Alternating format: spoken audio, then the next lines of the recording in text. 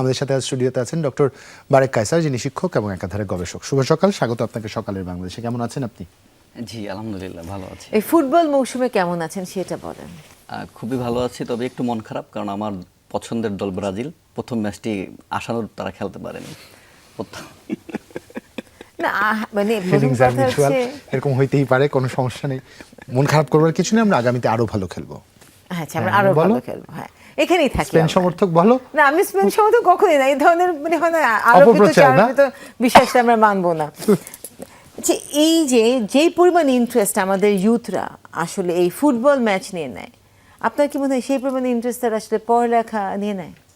না, আসলে খেলা তো আসলে এই পড়াশোনার বাহিরের বিষয় না। এটা আপনার হচ্ছে যে বিনোদনের একটা ব্যাপার। যখন একটা মানুষের পর্যাপ্ত বিনোদন থাকবে তখন কিন্তু তার মন চাঙ্গা থাকবে এবং পড়াশোনাও তার আসলে মন বসবে। তো আমার কাছে মনে হয় যে এটাকে আসলে এড়িয়ে যাওয়ার সুযোগ নেই, এটাকে আসলে গ্রহণ করে আসলে মনে হয় বেশি প্রাসঙ্গিক হবে।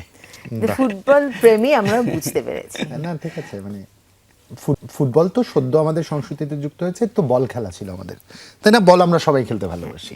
যে ডক্টর বারেক, একটা প্রশ্ন করা যেতেই পারে খুব স্বাভাবিকভাবে। একটা লম্বা সময় রাশিয়ায় ছিলেন আপনি এবং পিএইচডি সম্পন্ন করেছেন আপনি, এবং সাম্প্রতিক সময় বাংলাদেশের প্রতিনিধিত্ব করেছেন সেন্ট পিটার্সবার্গে।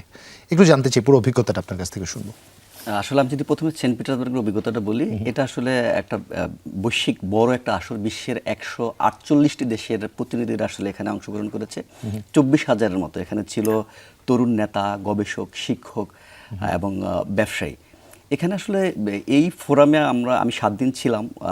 সবচেয়ে 3টা বিষয় আসলে সবসময় ঘুরে ফিরে এসেছে। একটা হচ্ছে যে আপনি জানেন যে এআই আর ডিজিটাল রূপান্তর আর সম্মিলিত প্রচেষ্টা। মানে হচ্ছে যে এআইকে আসলে মানে এড়িয়ে যাওয়ার সুযোগ নেই, একেবারে গণমাধ্যম বলেন বা বিভিন্ন সেক্টর বলেন, তো এটি আসলে ঘুরে ফিরে এসেছে। বিশেষ করে যে প্রযুক্তির যে বৈষম্য, যে বড় দেশগুলো তারা যেভাবে আসলে এগিয়ে যাচ্ছে, আমাদের ছোট দেশগুলো কিন্তু প্রযুক্তির সেই সুবিধাগুলো পাচ্ছে না।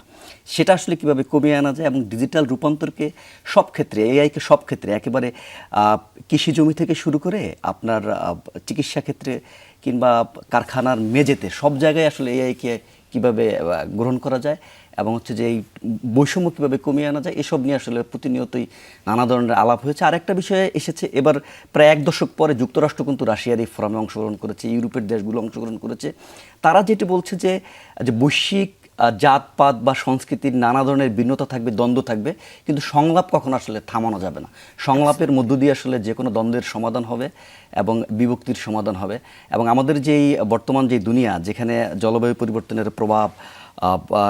প্রভাব আছে, এখানে হচ্ছে যে জ্বালানির নানা ধরনের সংকট আছে, এই সংকটগুলোকে সম্মিলিত প্রচেষ্টার মাধ্যমে আসলে সমাধান করতে হবে। এইসব বিষয়ে কিন্তু আসলে ঘুরে ফিরে আলোচনা এসেছে। এবং আমাদের বাংলাদেশ যে প্রতিনিধি দলটি ছিল সেখানে 5 জন ছিল। আমরা সকল সেশনে অংশগ্রহণ করার চেষ্টা করেছি এবং আমাদের মতামত দিয়েছি, আমাদের বাংলাদেশের অবস্থান জানিয়েছি। আমরা কিভাবে বিশেষ করে আমাদের গণমাধ্যমগুলো আসলে কিভাবে এআইয়ের যে ভালো দিকগুলো রয়েছে সেটা কীভাবে ব্যবহার করতে পারে, সেই বিষয়গুলো নিয়ে আমরা আলোচনা করেছি।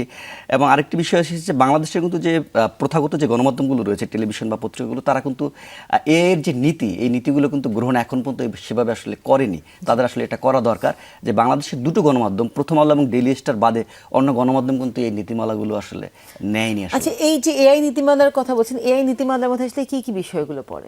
আচ্ছা, এই কথাটা বলবার আগে একটু স্বস্তি দেওয়ার কথা বলি। এআই নিয়ে বিশ্বব্যাপী কথা হচ্ছে, তো সাম্প্রতিক সময় একটা ঘোষণা এসছে, রুনিয়া তোমার হয়তো চোখে পড়েছে, আপনি হয়তো জানেন, কৈকার পক্ষ থেকে প্রায় $28.5 মিলিয়ন একটা বিনিয়োগ বাংলাদেশ পেতে যাচ্ছে, যেখানে একটা এআই হাব হবে, যেটা আমাদের জন্য স্বস্তিদায়ক একটি বিষয়। এই এআই নিয়ে কিভাবে নীতিমালা হতে পারে এবার আমরা শুনবো। দারুণ বলেছেন। আসলে এই এআই এর যেই সুযোগটি আসছে বাংলাদেশ, নিঃসন্দেহে এটা বাংলাদেশ নিবে এবং এর ইতিবাচক ব্যবহারটা আসলে করবে বলে আমি মনে করি। আপা যেটা বলছিলেন যে এআই এর নীতিমালা আসলে নীতিমালার ক্ষেত্রে নীতিমালা কি হতে পারে, ক্লাসরুমের ক্ষেত্রে নীতিমালা কি হতে পারে? আচ্ছা, দেখেন যে এআইকে আসলে এড়িয়ে যাওয়ার সুযোগ নেই, এটা হচ্ছে একেবারে প্রথম কথা। আর হচ্ছে যে দেখেন এর যে ভালো দিকগুলো সেটা তো আসলে অবশ্যই নিতে হবে। যেখানে 100 জন মানুষের কাজ কিন্তু এআই প্রযুক্তি বা এআই এর যে টুলসগুলো আছে, এটা দক্ষ একজন মানুষ কিন্তু 100 জন মানুষের কাজ করতে পারে। হ্যাঁ, তো এই সুযোগটা তো আমাদের আসলে নিতে হবে। এখন আপনি টেক্সট বলেন কিংবা অডিও ভিডিও কিংবা ছবির এডিটিং বলেন, সব ক্ষেত্রে এর ব্যবহার আপনার করতে হবে, সুযোগই নেই। আর এখন যেটা হচ্ছে ডিজিটাল এই জমানায়, সেটা হচ্ছে যে আপনার মিস ইনফরমেশন বা ফেক নিউজ বা ডিপ ফেকের যে বিষয়গুলো আছে, এখন আসলে কোনটা আসলে রিয়েল আর কোনটা আসলে ফেক বা ফেব্রিকেটেড, এইটা আসলে বোঝা অনেক টাফ। তো এই ক্ষেত্রে আপনার নীতিমালাগুলো আসলে খুবই জরুরি হয়ে গেছে। এবং বিশ্বের উন্নত দেশগুলোর গণমাধ্যম বলেন বা সকল সেক্টরে কিন্তু তারা এআইকে কীভাবে ব্যবহার করবে, এটার কীভাবে ইতিবাচকভাবে ব্যবহার করবে, এর নেতিবাচকতা কতটা কমিয়ে আনা যায়, এসব নিয়ে কিন্তু নীতিমালা হচ্ছে এবং প্রতিনিয়তই কিন্তু সেটা আপডেট হচ্ছে। কারণ আপনি জানেন যে প্রতিদিনই কিন্তু নতুন নতুন টুলস যুক্ত হচ্ছে, এর নতুন নতুন ভার্সন আসছে। তো প্রতিনিয়তই আমার কাছে মনে হয় যে রূপান্তরের মধ্য দিয়ে যেতে হবে এবং যে প্রথাগত যে কাঠামো আছে এই কাঠামোর একেবারে মাথার মধ্যে জেঁকে বসা যাবে না, এটাকে মেনে নেয়া, যে চ্যালেঞ্জটাকে মেনে নেয়া, এই রূপান্তরটাকে মেনে নিয়ে আসলে আমাদেরকে আগাতে হবে। আসলে এই রূপা মানে এই যে ট্রান্সফরমেশনটা হচ্ছে সেটা আসলে কত স্মার্টলি আমরা সেটাকে ইউজ করতে পারি সেটা আসলে আমাদের শেখা দরকার। প্রথমে এআই নিয়ে কিন্তু এখন আসলে আমরা উচ্চশিক্ষার দিকে ফোকাস করতে চাই। বাংলাদেশের তরুণদের উচ্চশিক্ষার সম্ভাবনা কতটুকু? আমাদের যা কারিকুলাম আছে, আমরা মাঝে মাঝে শুনি যে আমাদের কারিকুলাম অনেক লো, এটা ইন্টারন্যাশনাল স্ট্যান্ডার্ডে আমরা মিট করি না, কিন্তু আমাদের আন্ডারগ্রেড থেকে মানুষ কতটা বাইরে পড়তে যাচ্ছে মাস্টার্সের জন্য বা উচ্চশিক্ষার জন্য বিদেশে? দেখেন, আমাদের যারা তরুণ, আমাদের যারা ইউথ, এরা কিন্তু খুবই সম্ভাবনাময়ী এবং খুবই মেধাবী বাচ্চা আমি বলবো। তো এদের পর্যাপ্ত আগ্রহই সাম্প্রতিক বছরগুলোতে খুবই আগ্রহী তারা দেশের বাইরে উচ্চশিক্ষার জন্য এবং নানা ধরনের সুযোগও কিন্তু তারা পাচ্ছে। আর আপনি জানেন যে এই ডিজিটাল দুনিয়ায় বাংলাদেশের একেবারে প্রত্যন্ত গ্রাম থেকে শুরু করে শহর সব জায়গায় আছে ইন্টারনেট, আর সকল বাচ্চাদের হাতে স্মার্টফোন আছে উইথ ইন্টারনেট কানেকশন। সো তারা বিশ্বের বিভিন্ন দেশের তার যে পছন্দের যে বিষয়গুলো রয়েছে তা সেখানে কোন কোন একাডেমিশিয়ানরা ভালো করছে, কোন কোন ইউনিভার্সিটিগুলো ভালো করছে তার পছন্দের সাবজেক্টে, তারা কিন্তু খুব সহজেই দেখতে পাচ্ছে এবং তাদের সাথে যোগাযোগ করতে পারছে। তো আমার কাছে মনে হয় আমাদের তরুণরা খুবই উদ্যমী এবং তাদের প্রচেষ্টা আছে এবং তারা প্রতিনিয়তই কিন্তু সেটার প্রতিফলন আমরা দেখছি। প্রতি বছরই কিন্তু লক্ষাধিক ছেলে মেয়ে কিন্তু দেশের বাইরে পড়তে যাচ্ছে। তো আমার কাছে মনে হয় এক্ষেত্রে আমাদের বাচ্চাদের যেটা মাথায় রাখা উচিত সেটা হচ্ছে যে নেটওয়ার্কিংটা প্রথমে, যে তার যে পছন্দের বিষয় সেসব বিষয়ে কারা ভালো ভালো আর্টিকেল লিখছে, কোন কোন জার্নালগুলো এবং কোন কোন প্রফেসররা এক্ষেত্রে ভালো করছে, তাদের সেই আর্টিকেলগুলো পড়া এবং তাদেরকে লিঙ্কডইন বা মেইল করে বা হোয়াটসঅ্যাপের মাধ্যমে তাদেরকে ফিডব্যাক দেয়া এবং তার যে পছন্দের বা ভালো কাজগুলো সেটা তাদের সাথে শেয়ার করা। এর মধ্যে দিয়ে এক ধরনের নেটওয়ার্ক তৈরি হবে এবং তার যে পছন্দের বিষয় সেসব সম্পর্কে সে আপডেটেড থাকবে এবং হয়তো তার এই নেটওয়ার্কের মধ্য দিয়ে নতুন কোনো কনফারেন্স বা নতুন কোনো জার্নালে ওই ইস্যুতে কাজ হচ্ছে কিনা সেটাও সে আসলে তারাই আসলে জানিয়ে দিবে। এবং এই যে নেটওয়ার্ক, ইন্টারন্যাশনাল যে একাডেমিক নেটওয়ার্ক, এর মধ্যে কিন্তু অবচেতনভাবে সে ঢুকে যাবে।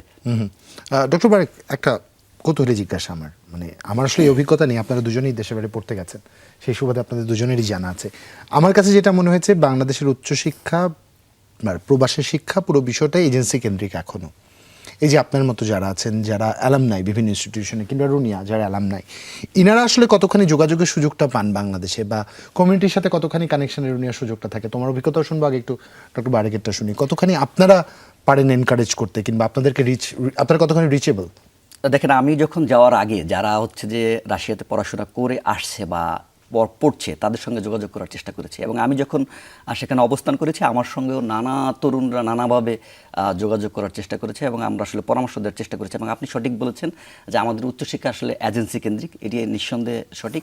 এবং সবচেয়ে বড় প্রতিবন্ধকতা যেটি হচ্ছে যে আপনার যেটা হয় সেলফ ফাইন্যান্সে অনেক সংখ্যক তরুণরা যাচ্ছে এবং তারা যেই বড় ধরনের প্রবলেমে পড়ে সেটা হচ্ছে ব্যাংকে স্টেটমেন্ট। আপনি জানেন যে আমাদের মধ্যবিত্ত মানুষদের আসলে ব্যাংকে স্টেটমেন্ট যখন নেয় সেখানে পর্যাপ্ত টাকা থাকে না। এক্ষেত্রে আসলে আমার কাছে মনে হয় যে বাংলাদেশ সরকারের উদ্যোগী হওয়া দরকার এবং যে সরকারি যে এই ব্যাংকগুলো রয়েছে, ইভেন বেসরকারি ব্যাংকগুলো, তাদের সঙ্গে এক ধরনের চুক্তি করে যে ব্যাংক স্টেটমেন্টের বিষয়গুলোকে কিভাবে সহজলভ্য করা যায়। বহির্বিশ্বের স্টুডেন্টদের কথা কিন্তু উনি আমরা জানি, এটা তোমার অভিজ্ঞতা শুনবো। অ্যালামনাই হিসেবে তোমার কাছে কি রিচ করে মানুষজন বা তোমার কাছে জানতে? কিন্তু রিচ করে এবং অ্যালামনাইদের কিন্তু নিজেদের মধ্যে একটা কিন্তু নেটওয়ার্কিং আছে। ধরো আমি একজন শিক্ষার্থী পড়তে চাই, আমি অ্যালামনাইদের খুঁজে পাওয়ার কোনো সুযোগ আছে কিনা? ধরো আমি তোমাকে রিচ করতে পারবো কিনা, তোমার কাছে জানতে পারবো কিনা, ডক্টর বারেককে জানতে পারবো কিনা? সেটা কিন্তু রিচ করা, সেটা কিন্তু সুযোগ আছে। এবং আমি মনে করি যে আসলে এজেন্সি ভিত্তিক কিন্তু বিষয়টা আসলে হওয়া উচিত না। এটা কিন্তু মানুষ খুব ইজিলি কিন্তু নিজেই সেলফি কিন্তু আসলে সে এনরোল করতে পারে। অ্যাপ্লিকেশন প্রসেস পাসপোর্ট অফিসে গিয়ে যেমন কোনো দালাল লাগে না, চাইলে পাসপোর্ট করা যেতে পারে, দরকার নেই। তো যদি আমরা বলতে চাই যে আর কি উপায় থাকতে পারে স্টুডেন্টদের যে কোথায় বিদেশে পড়তে যাবে সেটা আসলে খুঁজে পাওয়ার, কোথায় ভালো ভালো স্কলারশিপ দেওয়া হচ্ছে, এটা কিভাবে তারা জানতে? একটু অ্যাড করে দেই। ধরুন আজকে কেউ আমাদের কথা শুনছে, সে পড়তে যেতে চায়, তার জন্য একদম বেসিক সহজভাবে যদি বলি, দেখেন চ্যাট জিপিটি, এটা কিন্তু একেবারে সব তরুণরা এই শব্দটার সাথে পরিচিত, এই টুলসের সাথে পরিচিত। সে যদি শুধু চ্যাট জিপিটিতেই জানতে চায় যে তার পছন্দের বিষয়টা কোন বিশ্ববিদ্যালয়ে ভালো আছে, কোন দেশে ভালো আছে, সে কিন্তু সহজে একটা প্রাথমিক ধারণা পেয়ে যাবে।